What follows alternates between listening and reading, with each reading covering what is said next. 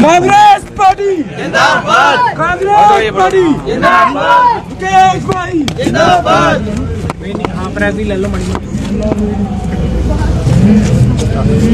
मुकेश जी, आज कुटलहर दौरे पर आए हैं, क्या कुछ कार्यकर्ताओं को यहाँ पर टिप्स जो है आप दे रहे हैं?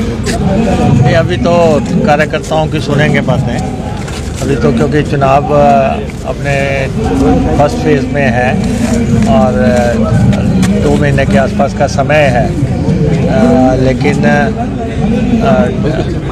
जैसे कि आपको मालूम है कि हमीरपुर पार्लियामेंट्री सीट पे कांग्रेस पार्टी के टिकटों का ऐलान तो नहीं हुआ है अभी तक, क्योंकि सेंट्रल इलेक्शन कमेटी की मीटिंग में ये फैसला ऐलान होना है। लेकिन हमारे संभावित प्रत्याशी जो हमीरपुर पार्लियामेंट्री सीट के हैं वो सतपाल रायजादा जी है, जिसके की रिकमेंडेशन कांग्रेस पार्टी ने की है। तो जाहिर तौर पे उनके नाम पे जल्दी हाईकमांड मोहर लगाएंगे और एक अच्छी लड़ाई जो है यहाँ पे शुरू हो रही है ऊना से, क्योंकि पार्लियामेंट के प्रत्याशी हैं। तो बड़ा लंबा अरसा से ऊना को जो है एमपी नहीं मिला है और लगातार एमपी हमीरपुर से आ रहे हैं। तो हम न्याय की मांग है कि इस दफ़ा जो ऊना से सांसद बनाया जाए और शुरुआत है और आगे कैंपेन जैसे आगे जाएगा तो बात आगे बढ़ेगी। और लेकिन ये चुनाव जो है जिन परिस्थितियों में हो रहा है वो सबसे इम्पोर्टेंट फैक्टर है, क्योंकि प्रदेश के लोगों ने इस बात को पसंद नहीं किया है कि प्रदेश में एक चुनी हुई सरकार को गिराने का असफल प्रयास किया गया।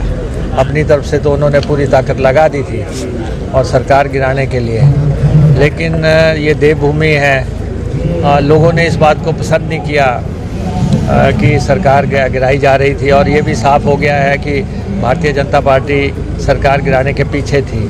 नेता प्रतिपक्ष चाहे जितना भी कहें कि ये कांग्रेस की अंदरूनी लड़ाई थी, लेकिन और उनका ये भी कहना है कि कांग्रेस के कुछ लोग जो है इसको हवा दे रहे थे, लेकिन ये हकीकत है कि इसके आर्किटेक्ट और डिज़ाइनर जो है इस सरकार गिराने के जो भी डिज़ाइन किया गया आर्किटेक्ट डिज़ाइनर, वो भारतीय जनता पार्टी के लोग थे वो, और बहुत हद तक उसमें जो है जयराम ठाकुर शामिल थे। और ये अलग बात है कि और राज्यों में उनको सफलता मिलती रही, लेकिन यहाँ पे ये जो है ऑपरेशन लोटस इनका विफल हो गया। नहीं तो लोगों में एक गुस्सा है इस बात का। दूसरा, जिन परिस्थितियों में जो लोग पार्टी छोड़ के गए हैं और उन सबको उम्मीदवार बनाया है, उससे बात और भी एक्सपोज हो गई है कि ये बात निश्चय फुल प्रूफ के सामने आ गया है कि इसमें भारतीय जनता पार्टी का हाथ था। दूसरी ये बात यह है कि अभी 6 सीटों पे चुनाव हो रहा है। भारतीय जनता पार्टी के लिए परिस्थितियाँ बहुत मुश्किल हैं, क्योंकि उनका काडर, उनका वर्कर ये झेलने के लिए तैयार नहीं है कि कांग्रेस से जो मेहमान आए हैं उन सबको टिकटें दे दी गई। जो कांग्रेस से लोग गए हैं और उन सबको टिकटें दी गई हैं, तो भाजपा का वर्कर, भाजपा का नेता दिल से जो है बहुत दुखी है और लगातार जो है वो अपनी हाईकमांड को कोस रहा है, वो स्टेट लीडरशिप को कोस रहा है कि आपने जो है कांग्रेस से आए लोगों को टिकटें कैसे दे दी। तो ये एक लंबी बहस है कि किन परिस्थितियों में इलेक्शन हो रहे हैं, कैसे लोग गए हैं। और प्रदेश सरकार जो है एक साफ़ सुथरी सरकार है। 15 महीने के दौरान सरकार ने 2 बड़े काम कर दिए हैं। एक तो जो हमने कर्मचारियों को ओपीएस दिया है, ये बहुत बड़ा मसला है। 1,36,000 कर्मचारियों को ओपीएस देना, और जिन लोगों को मिल रहा है ओपीएस उनसे पता लगता है जिनको 5,000 पेंशन मिलनी थी उनको 35,000 पेंशन मिल रही है, और लाइफ लॉन्ग ये फ़ायदा हो रहा है। और सेकंड, जो हमने महिलाओं को 1,500 रुपये देने के अधिसूचना जारी की, भारतीय जनता पार्टी जो है उसके खिलाफ इलेक्शन कमीशन में चली गई कि महिलाओं को पैसा देने से रोका जाए। तो दोनों, ना तो ये कर्मचारी हितैषी हैं और ना ही ये महिला हितैषी हैं, ये दोनों बातें साफ हो गई। और दो बहुत बड़े फैसले इस सरकार ने किए हैं, और जो इस चुनाव को पूरी तरह जो है इस चुनाव का गणित भूगोल सब कुछ बदल देंगे। और सेकेंडली, कुटलैहड़ कॉन्स्टिट्यूंसी का जहाँ पे सवाल है, हालांकि इस सीट का भी अभी घोषणा नहीं हुई है, लेकिन वी हैव डिसाइडेड, और हमने एकजुटता से, बहुमत से, बहुमत क्या, एक स्वर से हमने विवेक जी को टिकट देने का रिकमेंडेशन की है। ऐलान तो इनका भी दिल्ली से होना है, लेकिन ये रिकमेंडेशन हो गई है, और इनको दोनों को हमने अपनी तरफ से कह दिया है, पार्टी की तरफ से, कि आप दोनों जो है चुनाव कैंपेन में चले जाएं। तो दोनों कैंडिडेट हमारे लगभग क्लियर हैं, और यहाँ भी कांग्रेस पार्टी के टिकट पे चुनाव जीते उम्मीदवार जो हैं भारतीय जनता पार्टी में गए हैं।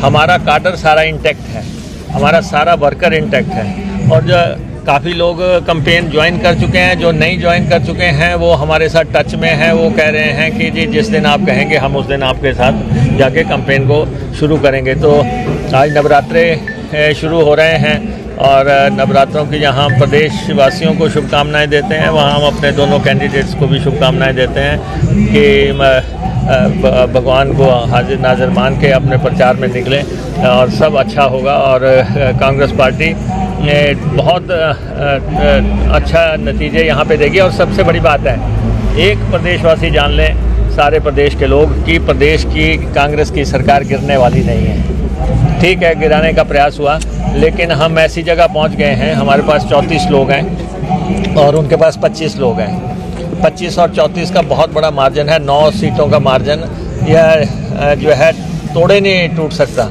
इसलिए इलेक्शन के बाद हमारी और स्थिति मजबूत होगी। 6 इलेक्शन हो रहे हैं, 6 में जो है इलेक्शन के बाद हमारी सरकार तो स्थिर हो जाएगी। उसके बाद 5 इलेक्शन और आएंगे हिमाचल प्रदेश में। 3 इलेक्शन जो इंडिपेंडेंट्स ने जो इस्तीफ़ा दिया है वो इलेक्शन भी आएगा, और उसके बाद 2 हमारे कैंडिडेट जीत के जाएंगे। विक्रमादित्य मंडी से जीत के जाएगा, सुल्तानपुरी जो है शिमला से जीत के जाएगा। 2 इलेक्शन और होंगे, 5 और आएंगे। तो ये सरकार जो है अपने जो पहले मार्क है उससे भी ऊपर जाएगी। और विक्रमादित्य को हमने फैसला किया है, अगर हमें कोई खौफ होता तो हम अपने एमएलए थोड़ी नहीं लड़ाते, हमें कोई डर नहीं है। इसलिए हम जो है मंडी से विक्रमादित्य को लड़ा रहे हैं। प्रतिभा सिंह जी की सीट थी वो, उनकी जगह विक्रमादित्य सिंह लड़ेंगे। यह युवा उम्मीदवार हैं, और कंगना जी चाहती थी कि कोई युवा उम्मीदवार मेरे सामने लाया जाए, तो उनको युवा दे दिया। उन्होंने आते ही मांग की थी कि रानी साहबा की जगह किसी और को लाएं, तो हमने जो है विक्रमादित्य दे दिए हैं। तो वो सीट हम जीतेंगे, और उसके बाद शिमला ग्रामीण फिर से जीतेंगे। और ऐसे ही कसौली में अगर फैसला होता है जल्दी पार्टी का, तो उसके बाद हम कसौली सीट भी जीतेंगे। तो कांग्रेस सरकार को तो हमने जैसे शुरू में कहा था कि कोई परिंदा भी पर नहीं मार सकता, वो बड़ी स्थिर सरकार, स्थायी सरकार है। और प्रदेश की जनता को अब मैं आह्वान करना चाहता हूं कि आप हमारा साथ दें। इस सरकार को जो छेड़छाड़ की कोशिश हुई है, जिन लोगों ने इस सरकार को डिस्टेबलाइज करने की कोशिश की है, उन ताकतों को जो है सज़ा दी जाए, और कांग्रेस पार्टी का साथ दें। हम अपनी गारंटियाँ सब पूरी करेंगे। इस इलेक्शन में भी जिन लोगों को हम वायदे करेंगे, वो वायदे भी हम पूरे करेंगे।